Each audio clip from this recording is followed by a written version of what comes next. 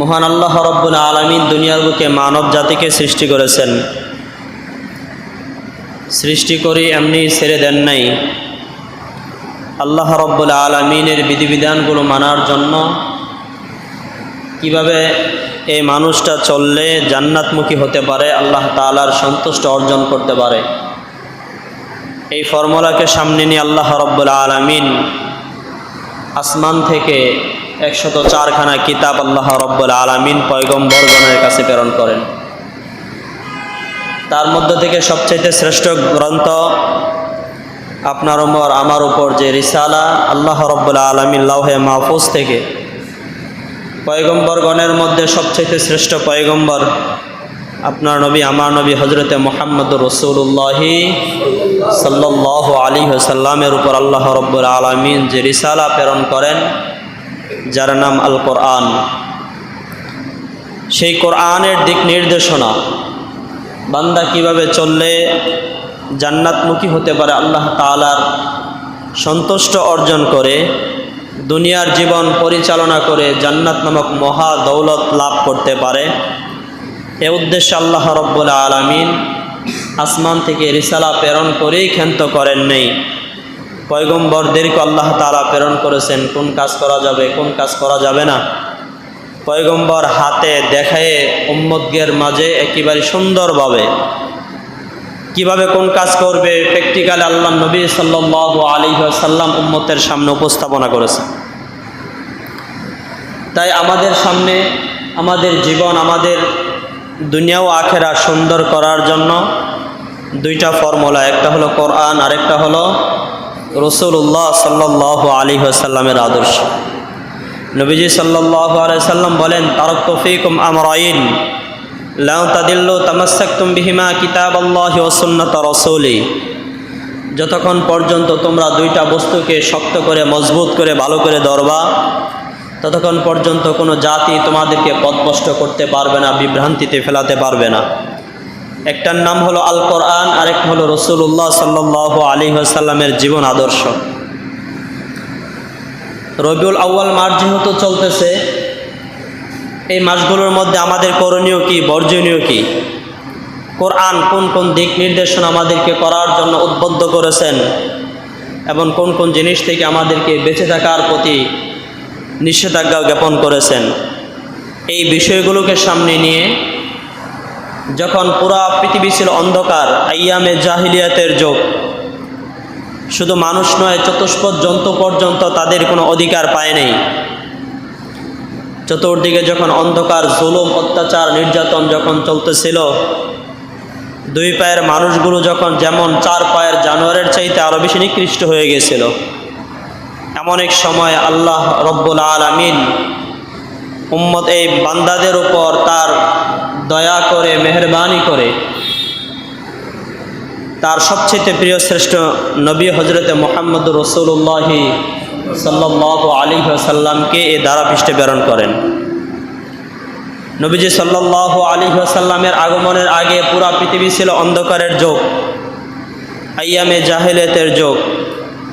তাহলে এই অন্ধকার, এই বর্বরতার যুগ থেকে নবীজি সাল্লাল্লাহু আলাইহি ওয়াসাল্লাম কোন প্রেসক্রিপশন অনুযায়ী, কোন ফর্মুলা অনুযায়ী মানুষের জীবনকে এত সুন্দর করে সাজালেন, যেই মানুষগুলো ছিল সবচাইতে অন্ধকারের যুগ, মূর্খ অজ্ঞতার যুগ, এই যুগের মানুষগুলো সবচাইতে শ্রেষ্ঠ মানুষ কি হিসাবে রূপান্তরিত হলো, এই বিষয়গুলো নিয়ে রবিউল আউয়াল মাস থেকে আলোচনা হবে ইনশাআল্লাহ।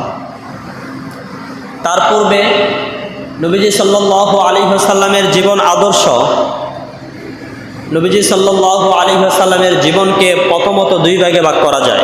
কয় ভাগে? নবীজি সাল্লাল্লাহু আলাইহি ওয়াসাল্লামের জীবনকে প্রথমত দুই ভাগে ভাগ করা যায়। একটা হলো নবুয়তের পূর্ব জীবন, আর একটা হলো নবুয়তের পরের জীবন। নবুয়তের পূর্বে আল্লাহ নবী সাল্লাল্লাহু আলাইহি ওয়াসাল্লামের জীবন 40 বছর জীবন ছিল। নবুয়তের পরের জীবন ছিল 23 বছরের জীবন।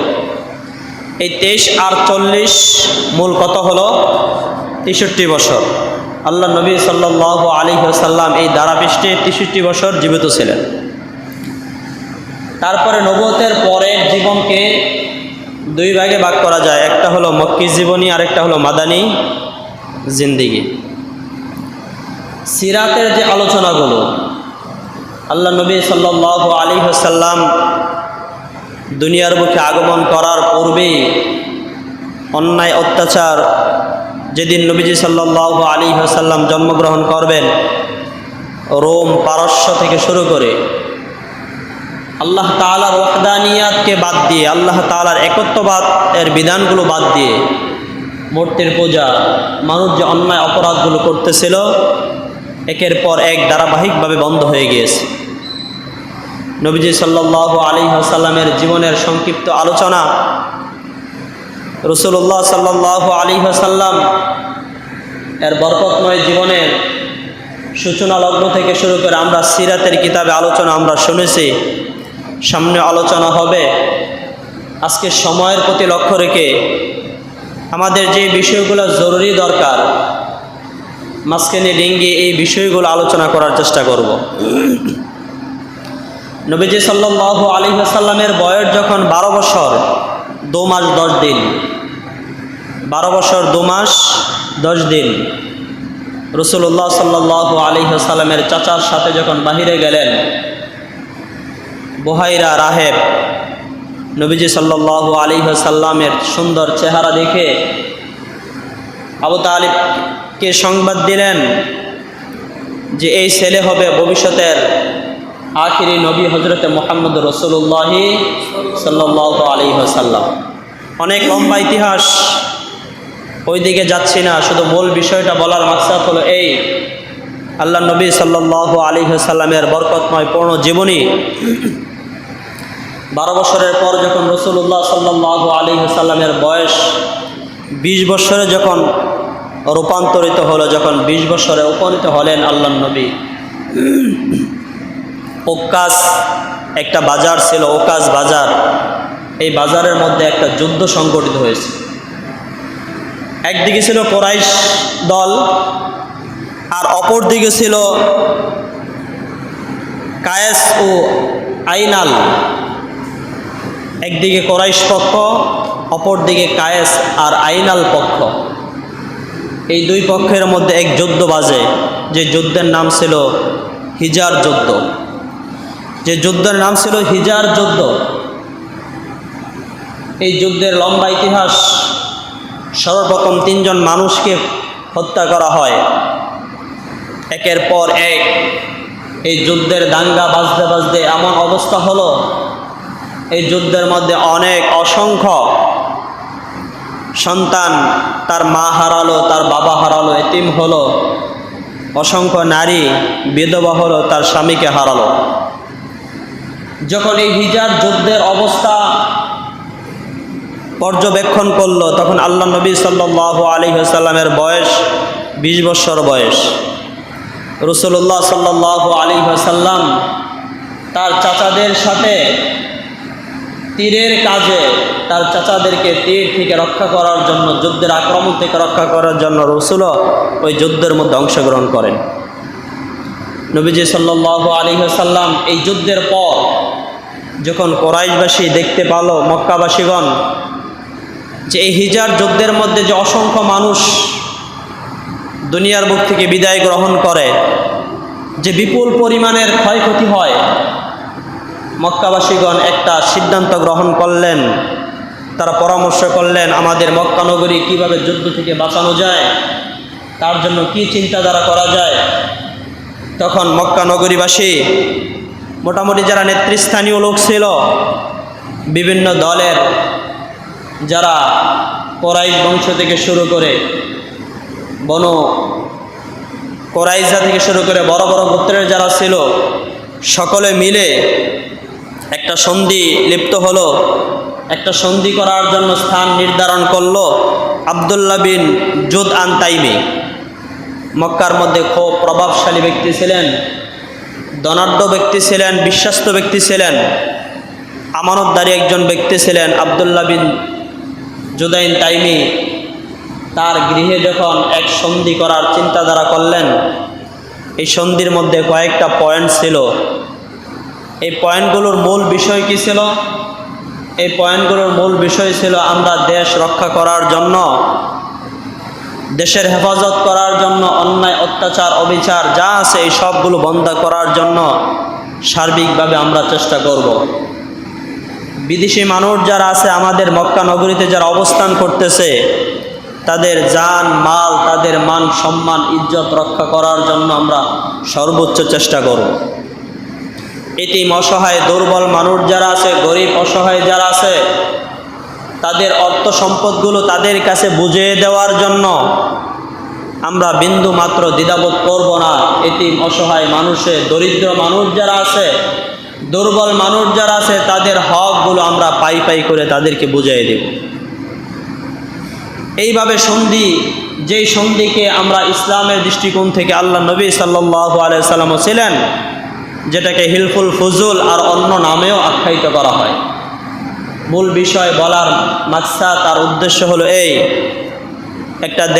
একটা দেশকে ভালোবাসা মহব্বত করা একটা ঈমানের অঙ্গ। একটা দেশ সংগঠিত হয়, একটা দেশ সমন্বয় কিভাবে সংগঠিত হয়? শুধু একজন ব্যক্তি বা একজন মানুষ দেশ সুন্দরভাবে, সোনালী সমাজ সুন্দরভাবে গঠন করা সম্ভব হয় না। নবীজি সাল্লাল্লাহু আলাইহি সাল্লাম যখন দেখলেন এই অন্ধকার যুগ থেকে মানুষদেরকে আলোর দিকে কিভাবে নিয়ে যাওয়া যায়, যুবকদেরকে নিয়ে আল্লাহ নবী সাল্লাল্লাহু আলাইহি সাল্লাম সংগঠন করলেন। আমাদের যে চিত্র, আমাদের যে হালত, দেশকে সুন্দর করা, দেশের অবস্থা পরিবর্তন করা, দেশের হালত উন্নতশীল বানানো, গরিব অসহায় দরিদ্র যারা আছে তাদের হকগুলো পাই পাই করে বুঝিয়ে দেওয়া, এটা প্রত্যেকটা নাগরিকের নৈতিক দায়িত্ব। বিশেষ করে আমরা যেহেতু মুসলমান, আমাদের নৈতিক পরিচয় হলো আমরা ঈমানদার। আপনি যে কোনো দল করতে পারেন, আপনার ব্যক্তিগত স্বাধীনতা, যেই দেশে বসবাস করেন এটা আপনার এই দেশের সাংবিধানিক রাষ্ট্রীয় অধিকার, আপনি করতে পারেন, কোনো নিষেধ নাই। কিন্তু আমাদের সবচেয়ে বড় পরিচয় হলো আমরা মুসলমান। মুসলমান হিসাবে আমাদের দায়িত্ব, আমাদের অধিকার, আমাদের কর্তব্য কি? আমাদের তো ওই বিষয়গুলো সর্বক্ষণ মাথায় রাখা উচিত। সাহাবে কেরাম রাদিয়াল্লাহু তাআলা আজমাইনের সময় আমরা অনেক ওয়াকিয়াত এমন পড়েছি। একজন সাহাবী সফর করতেছিল, লম্বা সফর, যখন খেজুরের বাগানের মধ্যে তার ওট ঢুকে পড়ল, খেজুরের ছোট ছোট চারাগুলো নষ্ট করে ফেলল। লম্বা সময়ের সফর, দীর্ঘদিনের সফর, আরবের রাস্তা খুব কাঙ্করময় রাস্তা, রৌদ্র বালুকাময় অবস্থা, হালত, ক্ষুধার তাড়না, আবার গরমের হালত, দীর্ঘ সফরে এমনিই তো অবস্থা কাহিল। যখন তার এই ওট বাগানের, খেজুর বাগানে ছোট ছোট চারাগুলো ভেঙে ফেলল, ওটের মালিক এসে এই ওটকে যখন আঘাত করলো, এই ওট মারা গেল। তারপরে এই যুবক এই বৃদ্ধাকেও মেরে ফেলল। আর এখান থেকে মারার পর আর যুবক আর পলায়ন করে নেই, এখানেই বসা আছে। কেন পলায়ন করে নেই? যে আমি তো একজন মুসলমান, যদি আমি এই অবস্থায় দুনিয়ার বুক থেকে মারা যাই, দুনিয়া থেকে চলে যাই, তাহলে আদালতে কিবরিয়া আল্লাহ তাআলার সামনে আমি কি জবাব দিব? এই ভয়ে পলায়ন করে নেই। সন্ধ্যার সময় ওই বৃদ্ধার যুবক আসছে, এসে জিজ্ঞাসা করতেছে কে মারছে, নির্দ্বিধায় বলে দিয়েছে আমি তাকে হত্যা করছি। এই ঘটনা বলতেছে আপনি আমাকে বিচার কাস্টে দিবেন, আমাকে ফাঁসি দেওয়া হবে, কোনো আফসোস নাই, কোনো নিষেধ নাই, কিন্তু আমার একটা কথা, আমার একটা আবদার রক্ষা করেন। এই আমি সফরে আসার পূর্বে বিজাতিদের কাছ থেকে, আমি একজন ব্যবসায়ী, আমি মাল এনেছিলাম বাকিতে, ইহুদি নাসারা খ্রিস্টানদের কাছ থেকে, বিধর্মী যারা আছে তাদের কাছ থেকে মালের টাকাগুলো দেওয়া হয় নাই। তারা আমার বাড়ি চেনে না, আমার আত্মীয় স্বজনকে চেনে না, অন্য কেউ জানে না। এখন যদি আমি এই মালের টাকা পয়সা পরিশোধ না করে মারা যাই, তাহলে এই বিজাতিরা মুসলমানদেরকে গালি দিবে যে মুসলমানরা অপরের অর্থ সম্পদ আত্মসাৎ করে, নষ্ট করে, তারা ভক্ষণ করে খায়। এই ভয়ে আমাকে 2-3 দিন ছুটি দেন, আমি তার টাকাটা পরিশোধ করে আসি, তারপরে আপনি আমাকে মুসলিম খলিফার কাছে বিচার দায়ের করেন, যা বিচার হয়। আমি তো একজন লোককে হত্যা করেছি, আমার নির্দ্বিধায় কোরআনী আইন অনুযায়ী আমার বিচার হলো, দুনিয়ার বুক থেকে আমাকে ফাঁসির কাস্টে ঝোলানো হবে। কিন্তু তার পূর্বে যদি আমি এই বিজাতির টাকা পাওনা পরিশোধ করে যদি মরতে পারি, তাহলে সে মুসলমানদেরকে গালি দেওয়ার সুযোগ পাবে না। এই ছিল সাহাবায়ে কেরামের চিন্তা, এই ছিল সাহাবায়ে কেরামের আদর্শ। আজকে আমরা যতই আদর্শবান হই, যতই কথা বলি, যতদিন পর্যন্ত উম্মাহ সাহাবায়ে কেরামের নীতি নৈতিকতা আদর্শ গ্রহণ না করবে, ততক্ষণ পর্যন্ত শান্তি আর সফলতার মুখ কোনোদিন দেখতে পারবে না। একটা বিষয় ভালো করে লক্ষ্য রাখা দরকার, একজন মানুষ আলেম হওয়া যতটা কষ্ট, মৃত্যুর আগ পর্যন্ত হালাল হারাম আলেমের নৈতিক দায়িত্বের উপর বহাল থাকা তার চাইতে আরো শতগুণ বেশি কষ্ট। একজন মানুষ হাফেজ হওয়া যতটা কষ্ট, মৃত্যুর আগ পর্যন্ত এই হাফেজের নীতি নৈতিকতার উপর অব্যাহত থাকা তার জন্য আরো বেশি অনেক কষ্ট। দেশ স্বাধীন করা, একটা বস্তু অর্জন করা যতটা কষ্ট, তার চাইতে আরো শত কোটি গুণ কষ্ট হলো এটাকে সুন্দর করে সংরক্ষণ করে হেফাজত করে স্থায়ীভাবে রাখা, সুন্দর করে রাখা, এটা অনেক বেশি কষ্ট। সাহাবায়ে কেরামের আদর্শ কি ছিল? আজকে যদি আমাদের হালত, আমাদের অবস্থা যদি বলি, ভাই রাজনীতি ভালো না খারাপ? রাজনীতি ভালো না খারাপ? ভালো। রাজনীতি তো মানে রাজার নীতি। রাজনীতিদের স্বভাব তো হবে এই, সমাজের অসহায় দরিদ্র মানুষ যারা আছে, বিনদেশী যারা আছে, তাদের হকগুলো পাই পাই করে বুঝিয়ে দেওয়া, এটার নাম হলো রাজনীতি। বোন সমাজের মধ্যে তার অর্থ সম্পদগুলো দিচ্ছে না, ভাই তার বোনদের হকগুলো ভালো করে সুন্দর করে বুঝিয়ে দিবে। বিদেশি মানুষ যারা আছে তাদের হকগুলো পাই পাই করে বুঝিয়ে দিবে, অসহায় মানুষের পাশে দাঁড়াবে, এটার নাম হলো রাজনীতি। সাহাবায়ে কেরাম রাদিয়াল্লাহু তাআলা আজমাইন, ইসলামের প্রথম খলিফার নাম কি? ইসলামের প্রথম খলিফার নাম কি? হযরত আবু বকর রাদিয়াল্লাহু তাআলা আনহু। শুধু কি আমাদের এই গাজীপুর পর্যন্ত শাসন করছেন না পুরা? আবু বকর রাদিয়াল্লাহু তাআলা আনহু আল্লাহর নবীর ইন্তেকালের পর খলিফা নির্বাচন হন। সাহাবায়ে কেরামের পরামর্শক্রমে খলিফা, শাসক, বিচারপতি হযরত আবু বকর রাদিয়াল্লাহু তাআলা আনহু। রাত্রে সিদ্ধান্ত গ্রহণ করা হলো বিচারপতি হবেন আবু বকর, খলিফা হবেন আবু বকর।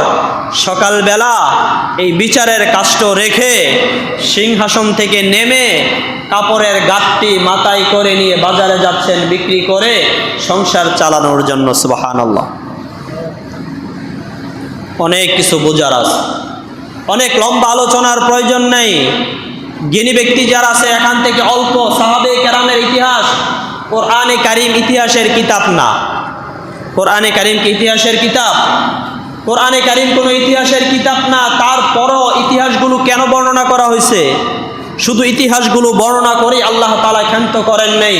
আল্লাহ তাআলা আয়াতের শেষে বলছেন এখানে জ্ঞানী ব্যক্তিদের জন্য উপদেশ রয়েছে।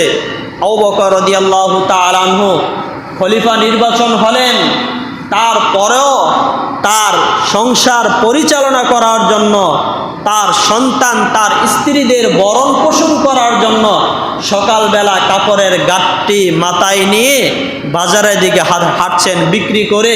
এখান থেকে যে অর্থ সম্পদ আসবে তারপরে তার সংসার পরিচালনা হবে। বাস্তব হালত, যেই রাজনীতির মধ্যে এমন চিন্তাধারা থাকবে যে অর্থ সম্পদ উপার্জন করা, যেই রাজনীতির মধ্যে অর্থ সম্পদ উপার্জন করা ইচ্ছা থাকবে, আমার সংসার চলার ইচ্ছা থাকবে, এটা কোনোদিন রাজনীতি হবে না, এটা দুর্নীতি হবে। সম্ভব হবে না। কারণ আমার সংসার চলার জন্য আমার পেট আছে, আমার তো সংসার চলতে হবে। কয়দিন আপনি এভাবে করবেন? যখন আপনার অর্থ সম্পদ টাকা পয়সা প্রয়োজন হবে। একটা প্রবাদ আছে, অভাব যখন ঢুকে দরজা দা, ভালোবাসা তখন পালায় কি কোন দিক দিয়া? জানালা দা। অভাব যখন ঢুকে দরজা দা, ভালোবাসা তখন পালায় জানালা দা। মানুষের স্বভাব চরিত্র কখন নষ্ট হয়? যখন অভাবের সম্মুখীন হয়, তখন স্বাভাবিক মানুষগুলোর স্বভাব চরিত্র নষ্ট হয়ে যায়। আপনি রাজনীতির পিছনে সারাদিন 24 ঘন্টা সময় নষ্ট করবেন, আপনার সংসার পরিচালনা করার জন্য দ্বিতীয় কোনো পন্থা পদ্ধতি উপার্জন করার ব্যবস্থা যদি না থাকে, তাহলে এই রাজনীতি আপনার রাজনীতি হবে না, এটা দুর্নীতি হবে। এই সময়ের পিছনে আপনার গরিব অসহায় মানুষের শত শত টাকা, রাষ্ট্রীয় টাকা এটা অন্যায়ভাবে আপনার হাতে চলে যাবে, আপনার ব্যাংকে চলে যাবে, আপনি খোঁজ এতটা পাবেন না। কারণ আমরা তো ওই সাহাবে কেরামের মতো না। সাহাবে কেরাম রাদিয়াল্লাহু তাআলা আজমাইন 24 ঘন্টায় ফিকির করতেন, নিজের পকেটের দিকে তাকায় থাকতেন, কখন না জানি কোন ভাইয়ের টাকা পয়সা অন্যায়ভাবে আমার পকেটে ঢুকে যায় কিনা। 10 টাকা পকেটে রাখলেন, 20 টাকা আসলেই মাথা গরম হয়ে যেত, রাখলাম তো গুনে 10 টাকা, 20 টাকা কিভাবে হলো, অস্থির হয়ে যাইতেন। যতক্ষণ পর্যন্ত এটার মীমাংসা না হতো ততক্ষণ পর্যন্ত অস্থিরতার মধ্যে থাকতেন। আর আমাদের হালত এমন না, সম্পূর্ণ উল্টা। ভাই আলোচনার প্রয়োজন নেই, শুধু একটু বিবেকবান দুনিয়ার জীবন থেকে আমার এখান থেকে বিদায় হইতেই হবে। ইতিহাস পূর্বে ওই আগের ইতিহাস নয়, এটা তো অনেক লম্বা ইতিহাস, অনেক পূর্বের ইতিহাস, আজ থেকে 1500 বছর আগের ইতিহাস।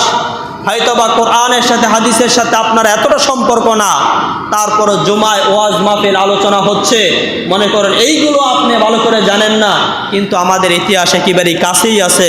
জাতি এখান থেকে যদি উপদেশ গ্রহণ করে, তার সামনের দিন সামনের ভবিষ্যৎ কি হবে, সুন্দর সুন্দর হবে। সর্বোপরি আমরা মুসলমান, আমরা মুসলমান। আপনার ঈমান বিক্রি করে, আপনার ইসলাম বিক্রি করে দেশ হেফাজত করার কোনো দরকার নাই। আপনার যেই জায়গায় ঈমানের ঘাটতি হবে, যেই জায়গায় ইসলামের ক্ষতি হবে, এই জায়গায় দেশ তো পরের বিষয়। কোরআনের কারীমের আয়াত, আল্লাহ তাআলার পরে খেদমত করার কথা আল্লাহ চূড়ান্তভাবে বলছেন, মা বাবার খেদমত করার কথা। যেই জায়গায় আল্লাহর সাথে সাংঘর্ষিক কোনো বিধান আসবে, আল্লাহর সাথে বিপক্ষে, আল্লাহকে বাদ দিয়ে, ইসলামকে বাদ দিয়ে, কোরআনকে বাদ দিয়ে এমন কোনো ইস্যু যদি আসে, তাহলে মা বাবাকেও মানা কি করা যাবে? যাবে না। আপনার মা বাবা ইহুদি নাসারা হতে পারে না। সন্তান ইসলাম ধর্ম গ্রহণ করছে, মা বাবা বিজাতি আছে না নাই? মা বাবা বিজাতি, সন্তান ইসলাম ধর্ম গ্রহণ করছে। কোরআনের আদেশ কি? ওয়ালা তাকুল্লাহুমা কওলান, তার সাথে এমন কোনো আচরণ করা যাবে না, বরং তার সাথে এমন আচরণ করতে হবে, সুন্দর আচরণ করতে হবে। বাপ মা যদি কাফেরও হয়, বিজাতিও হয়, তারপরে তবে সাবধান, যদি কোরআন সুন্নাহর খেলাফ হয়, আল্লাহ তাআলার সাথে কোনো আইনের সাথে সাংঘর্ষিক হয়, এমন কোনো আয়াতের, এমন কোনো আইনের ব্যাপারে মা বাবার সাথে আপোষ হওয়া যাবে না। আপনি দেশকে সংরক্ষণ করতে গিয়ে, দেশকে হেফাজত করতে গিয়ে যদি আপনার ঈমানের ক্ষতি হয়, ঈমানের ক্ষতি কোনটা? অপরের সম্পদ লুণ্ঠন করা হালাল না হারাম? হালাল না হারাম? অপরের সম্পদ জোর করে দখল করা, গরিব অসহায় মানুষের অর্থ সম্পদগুলো লুণ্ঠন করে নেওয়া। আপনি বর্তমান সমাজের চিত্র যে হালত হচ্ছে, ব্যবসায়ী ভাইদের যে অবস্থা, যে হালত, আমরা দেশ স্বাধীন হয়েছে কিন্তু ওই রকম স্বাধীনতায় এখন আমরা অর্জন করতে পারি নাই। কারণ যে অবস্থা চলতে সেটা খুব দুঃখজনক এক অবস্থা। মানুষের কাছ থেকে চাঁদাবাজি, যে হালত, অর্থ সম্পদ লুণ্ঠন করা, মানুষ স্বাধীনভাবে ব্যবসা বাণিজ্যগুলো করতে পারতেছে না। এই কাজ করলে এত টাকা দিতে হবে, এটা মনে করব বাংলাদেশের জন্য এক চরম, এক দুর্দিনের এক কারণ। মানুষ হিসাবে বোঝার দরকার, মানার দরকার। ভাই, অর্থ সম্পদ আপনি শত শত টাকা পয়সা কামাইলেন, যারাই উপার্জন করছে তারা টাকা পয়সা খাইতে পারতেছে? সবাই ঘুমাইতেছেন না সজাগ আছেন? যারা টাকা পয়সা উপার্জন করছে তারা কি টাকা পয়সা খাইতে পারতেছে?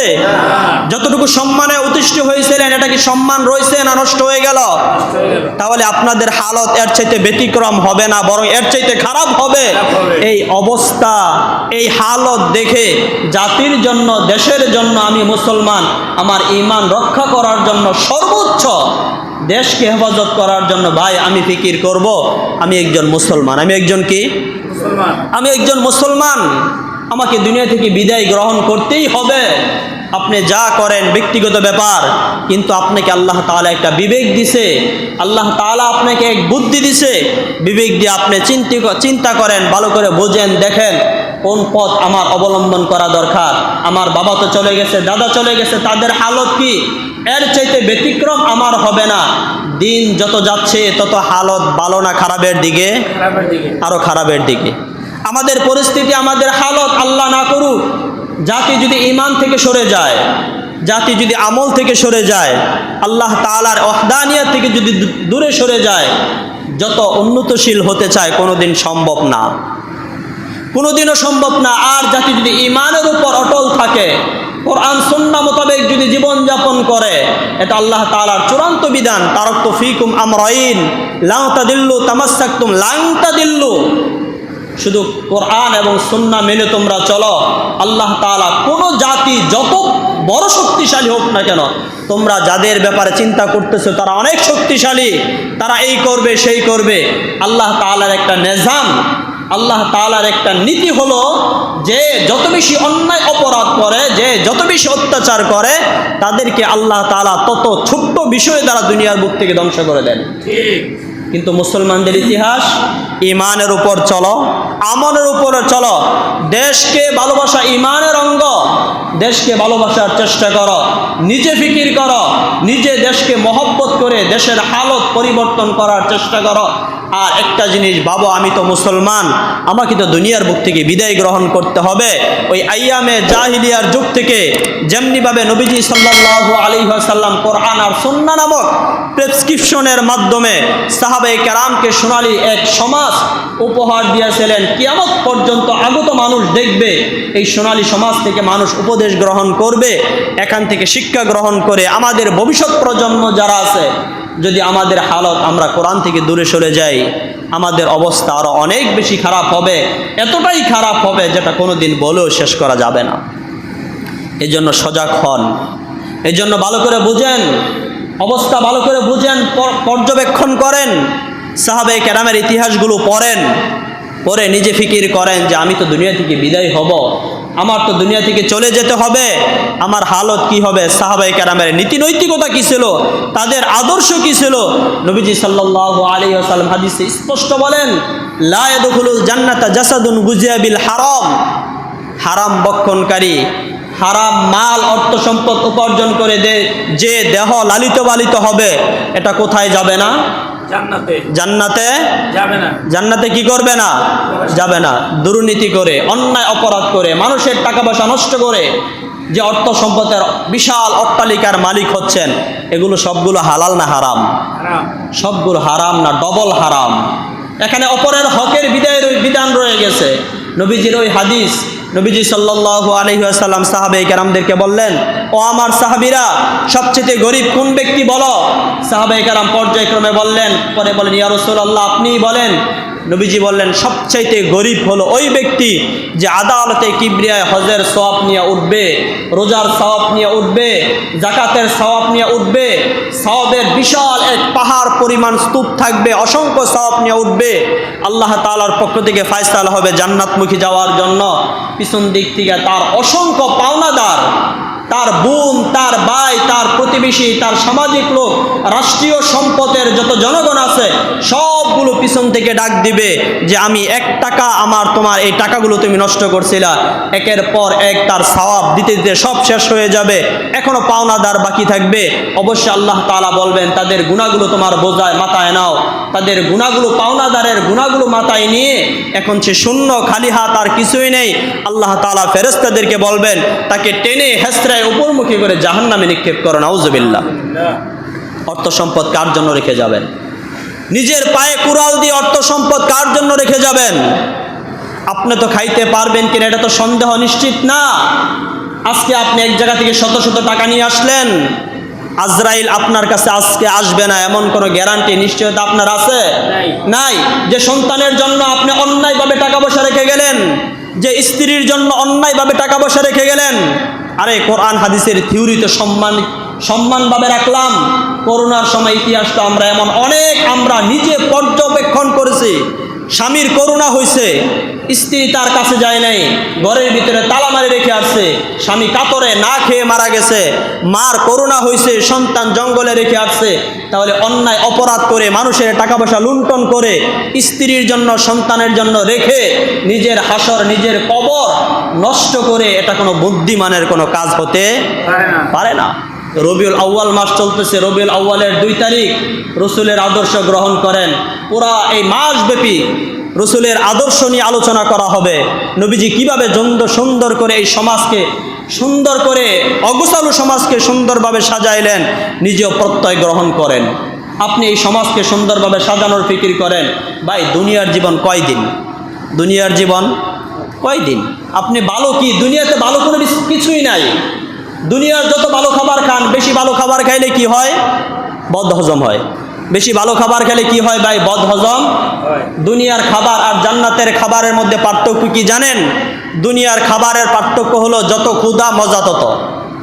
দুনিয়ার খাবার যত ক্ষুধা মজা তত, যত খাইবেন প্রথম মজা, পরে অনীহা চলে আসবে যত ভালো খাবার হোক। আর জান্নাতের খাবার যত খাইবেন তত মজা বাড়তে থাকবে। জান্নাতি ব্যক্তিকে প্রথম 70,000 প্লেট খাওয়ানো হবে। 70,000 প্লেটের নাস্তা খাওয়ার পর জান্নাতি ব্যক্তি বলবে, প্লেট খেয়ে দেখি। প্লেট খাওয়ার পর নাস্তা যতটুকু মজা, প্লেট তার চাইতে আরো বেশি মজা হবে। সুবহানাল্লাহ। খাও দাও ফুর্তি করো, জান্নাতটা মস্তে বড়। দুনিয়ার জীবন কষ্ট, কষ্ট পরিচালনা করে সাহাবায়ে কেরাম 24 ঘন্টা নিজের পকেটে তাকায় থাকতেন অন্যায়ভাবে কারো টাকা আসে কিনা। আসলেই দান সদকা তার টাকা পাই পাই করে বুঝাই দিতেন। ফাঁসির কাস্টে ঝুলানো হবে, তারপরও অপরের হক ভুলে নাই। বিজাতিদের হক মুসলমানদের হক না বিজাতির হক? সংখ্যালঘু বিজাতিদের প্রতি আমাদের দয়া করা দরকার, তাদের প্রতি সহানুভূতি হবে, কিন্তু বন্ধুত্ব ভালোবাসা হবে না। বিজাতির টাকা পয়সা দিয়ে তারপরে নির্দ্বিধায় শাহাদাত বরণ করে গেলেন, কারণ আমার কাছ থেকে আদালতে কিবরিয়ায় কেউ পাবে না। মৃত্যুকে সুন্দর করে হিসাব নিয়ে তারপরে দুনিয়া থেকে বিদায় গ্রহণ করলেন। ভাই আপনারাও আমরাও যেহেতু মুসলমান, আমার জীবন দুনিয়া থেকে সুন্দর করে সাজায় দেশকে সুন্দর করার জন্য অন্যায় অপরাধ দুর্নীতি সব কিছু আমি নিজেই করব। আমি নিজে স্বচ্ছ মুসলমান হব। আমি কারো একটা টাকাও নষ্ট করব না। আমি আমার পরিবার থেকে যদি সূচনা শুরু করি, তাহলে এমনিতেই দেশ আল্লাহ তাআলা কি করে দেবেন? সুন্দর সুন্দর করে দেবেন। আল্লাহ আমাদের প্রত্যেককে আমাদের ঈমানের উপর অটল থেকে আমাদের দুনিয়ার জীবন কষ্ট করে পরিচালনা করে জান্নাত নামক মহা দৌলত অর্জন করার তৌফিক দান করুক। আমিন।